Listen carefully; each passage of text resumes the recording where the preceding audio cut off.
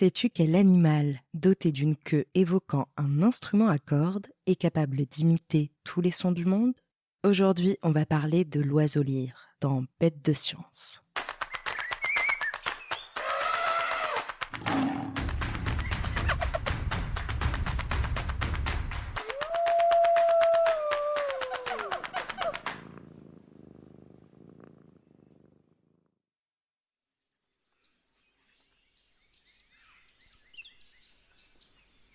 Nous voici dans l'un des écosystèmes les plus spectaculaires de notre planète, les forêts humides de l'Australie. Celle où nous nous trouvons recouvre une chaîne de montagnes au sud-est du continent. Par endroits, l'épaisse forêt luxuriante laisse place à des landes, paysages découverts et buissonneux, ou à des étendues marécageuses qui regorgent de vie.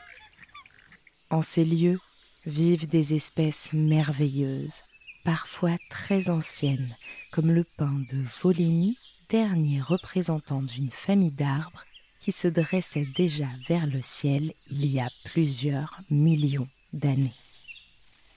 Nous marchons dans un décor fantastique qui semble tout droit sorti de l'imaginaire, débordant d'un conteur ou d'une conteuse. Et pour cause, nous voici embarqués dans une véritable quête, car l'animal que nous espérons observer aujourd'hui a tous les atours d'une créature féerique et sonore. Nous sommes à la recherche de l'oiseau lyre. L'oiseau lyre, aussi appelé ménure superbe et furtif. Il ne se laisse pas approcher facilement. Pendant des siècles, il a fait retentir son chant magique dans l'épaisse forêt australienne. Mais personne n'imaginait combien ses talents allaient subjuguer le monde entier. Ce grand oiseau terrestre est endémique de l'Australie, ce qui signifie qu'on ne le trouve qu'ici. Comme le merle ou le rouge-gorge de nos campagnes, il appartient à l'ordre des passereaux. Sa famille, les ménures, compte 2 espèces. Le ménure superbe, celui qui nous intéresse aujourd'hui, et le ménure albert, tout aussi talentueux mais encore plus discret que son cousin. L'oiseau lyre doit son nom à ses plumes postérieures, dont la forme évoquerait une lyre, un instrument à cordes joué au moins depuis l'Antiquité gréco-romaine. Mais à dire vrai, ce sont surtout ses capacités musicales qui font que ce nom lui va comme un gant. Regarde, il y en a un qui approche d'un air méfiant. C'est le moment de retenir notre souffle. L'oiseau lyre est d'une belle couleur, brune et grise. Sa petite tête, pourvue de grands yeux ronds et noirs, se termine en un bec pointu. Il avance avec précaution sur ses 2 longues pattes, jusqu'au centre de la clairière en face de nous. C'est un mâle. On le sait grâce à la traîne majestueuse qu'il arbore. Elle est faite de plusieurs plumes blanches et de 2 grandes plumes principales tachetées de blanc, d'argent, de roux et de noir, qui se terminent en une sorte de bouclette. On ne dirait peut-être pas exactement une lyre, mais il n'en est pas moins magnifique. L'oiseau lyre est un oiseau terrestre qui peut mesurer jusqu'à 1 mètre et qui est capable de voler sur de courtes distances pour fuir un danger. Regarde, celui-ci fouille le sol de ses griffes acérées à la recherche de vers ou d'insectes qui feront son dîner. En remuant la terre de la sorte, il joue un rôle écologique majeur. L'oiseau lyre contribue à la bonne aération des sols. Le chant de l'oiseau lyre est parmi le plus complexe au monde. Et cela pour une raison très simple. C'est un imitateur hors pair. Il récolte les sons de la forêt comme d'autres les champignons ou les baies. Tends l'oreille. Ce rire appartient à un oiseau mythique de la culture des aborigènes, les premiers peuples d'Australie. C'est le rire du kookaburra. Notre cher imitateur lui a emprunté son chant et il le reproduit à la perfection. Il est ainsi capable d'imiter bien d'autres espèces d'oiseaux pour parfaire son impressionnant récital.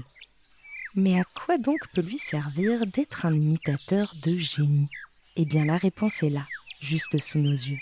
Ce mâle a rabattu ses plumes postérieures. Elles couvrent à présent son corps et sa tête. Et il se met soudainement à bouger étrangement.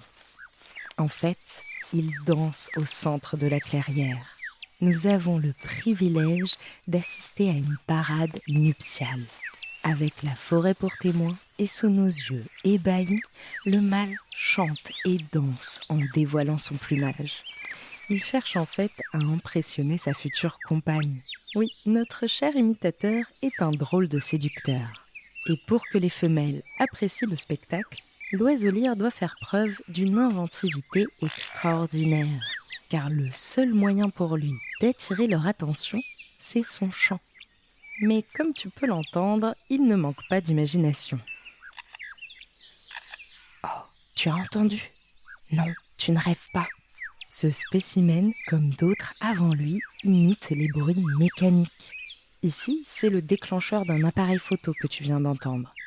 Mais il y a plus étonnant encore. Et oui, l'oiseau lyre, exposé au bruit humain, les a mémorisés pour les ajouter à son répertoire. Certains ont ainsi été filmés en train d'imiter des alarmes de voitures. Ou encore les pleurs de bébés humains. Déroutant, n'est-ce pas ? Ces sons de notre quotidien témoignent de l'impact des activités humaines sur l'habitat de l'oiseau lyre. Impact qui va encore plus loin. L'oiseau lyre n'était jusqu'à présent pas considéré comme une espèce menacée. Mais les récents feux de forêt qui ont touché l'Australie ont en grande partie détruit son habitat, ce qui inquiète les scientifiques et les associations de protection de la nature. Pendant longtemps, celui qui a concentré toute l'attention des chercheurs est le ménure superbe mâle. Pourtant, les femelles chantent aussi. Tout comme leurs congénères, elles imitent d'autres animaux, en plus de chanter à la perfection le mélodieux chant de leur espèce. Une partie du talent de l'oiseau lyre s'explique par son syrinx. L'organe présent chez les oiseaux est comparable à notre larynx, grâce auquel nous produisons de la voix. C'est cet organe, pourvu d'une musculature complexe, qui lui permet d'émettre des sons précis et des chants envoûtants. Depuis sa découverte, les scientifiques n'ont eu de cesse de s'intéresser aux capacités d'imitation virtuose de l'oiseau lyre. Et tu vas voir que cet oiseau hors du commun nous réserve encore quelques surprises. Une des premières anecdotes à nous parvenir à propos de l'oiseau lyre est parue dans un journal australien, The Age, en 1932, sous le joli titre « Le miracle des Dandenong », en référence à la chaîne de montagnes du même nom. Dans cet article, Ambrose Pratt, un journaliste, décrit la fascinante histoire d'amitié entre une vieille dame passionnée de nature, Madame Wilkinson, et un oiseau lyre. Madame Wilkinson était horticultrice et elle avait pour habitude d'entretenir un splendide jardin dans son chalet de montagne. Elle y cultivait des fleurs de toutes sortes et passait de nombreuses heures par jour les mains dans la terre à les regarder, les soigner et les encourager à grandir. Un jour, un petit oiseau lyre est venu lui rendre visite. Madame Wilkinson, agenouillée parmi les massifs, leva la tête pour observer l'étrange visiteur. Mais celui-ci ne s'attarda guère et repartit furtivement. L'oiseau lyre ne se laisse pas facilement approcher, et Madame Wilkinson le savait bien. Elle pensait que c'était là une belle rencontre et qu'elle ne reverrait jamais plus ce curieux visiteur. Mais le lendemain, alors que Madame Wilkinson vaquait à ses occupations quotidiennes dans son jardin, l'oiseau lyre revint. Et le jour d'après, et le jour suivant, il était encore là. Elle lui offrit quelques petites graines et des insectes à manger qu'il refusa obstinément. Mais le plus étonnant restait à venir. Car un jour, James, c'est le nom qu'elle lui avait donné, Un jour, James se mit à chanter et à danser. À chaque visite, James présentait à Madame Wilkinson un spectacle enchanteur, fait d'imitations, de chants et de mouvements audacieux. Madame Wilkinson lui construisit même une petite scène de bois non loin de sa véranda et invita des spectateurs à venir admirer l'incroyable performance. James ne manquait jamais de subjuguer l'assistance. Jusqu'au jour où Ambrose Pratt, journaliste pour The Age, assista à ce singulier spectacle.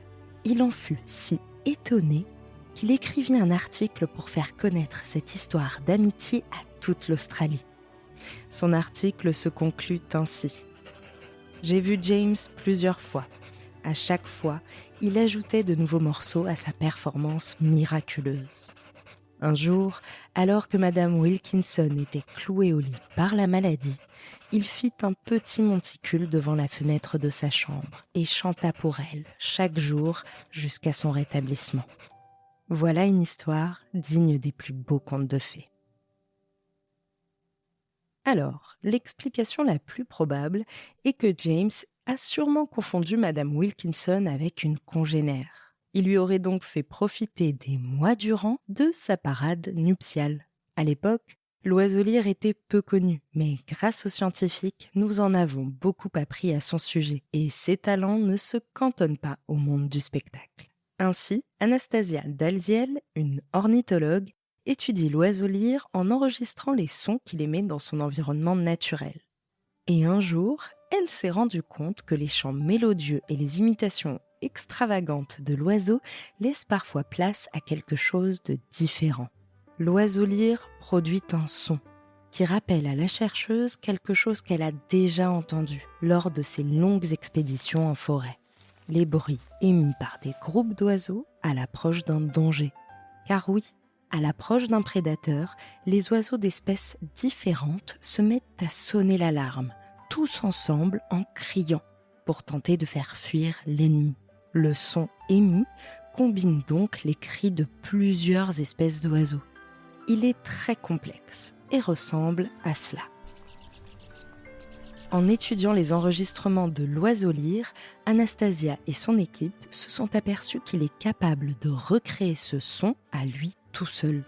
En fait, il crée une illusion auditive très élaborée pour donner l'impression qu'un groupe d'oiseaux alerte sur un danger. Pour ce faire, il superpose des cris d'oiseaux différents, des cris qui n'ont en fait rien à voir les uns avec les autres. Et il change l'intensité de ces cris pour donner l'impression qu'ils viennent de différentes positions et qu'ils sont donc réellement produits par différents individus d'un même groupe.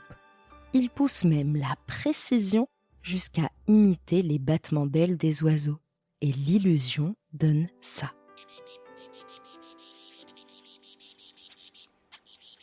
Le résultat est bluffant pour l'oreille humaine, mais en faisant écouter cette illusion à des oiseaux, Anastasia s'est aperçue qu'eux aussi se laissent tromper par l'illusion. Ils accourent pour rejoindre le groupe simulé par l'oiseau-lyre comme ils le feraient en cas de réel danger. L'oiseau-lyre n'est donc pas seulement un oiseau majestueux, digne des contes de fées. Imitateur hors pair et acteur écologique majeur, il est capable de créer des illusions sonores d'une telle précision qu'elles trompent les oiseaux eux-mêmes.